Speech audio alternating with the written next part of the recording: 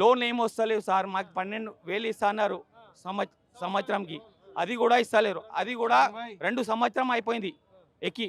మాకు కూడా న్యాయం కావాలి, మాకు కూడా న్యాయం కావాలి. అన్ని రేవంత్ రెడ్డి సార్ మాకు చూడాలి అన్ని.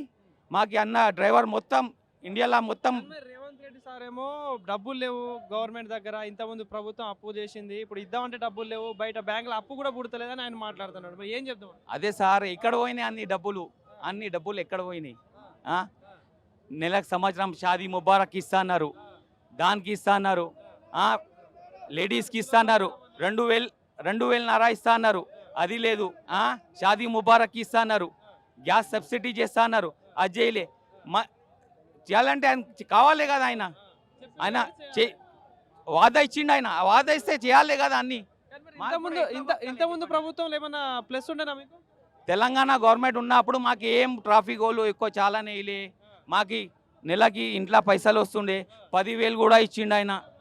కేసీఆర్ సార్, కేసీఆర్ ఉన్నప్పుడు మాకు 10,000 కూడా ఇచ్చిండు. మా ఇంట్లలో కూడా పైసలు ఇచ్చిండ్రు.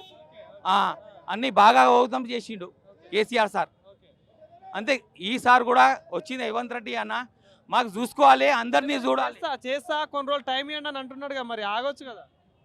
ఆగాలి. ఎవరు ఆగుతారా? ఇంట్లో ఆగుతారా? ఒక తిండి ఒక కిక్ కొట్టి బిచ్చం అడుకుంటా కొడతాం, కిక్ కొట్టి వెళ్ళిపోతాం. బండికి పోవాలంటే డబ్బులు తీసుకోరా అంటే ఏడు తీసుకోవాలి. ఆగాలంటే గవర్నమెంట్ ఏడా ఆగుతుంది?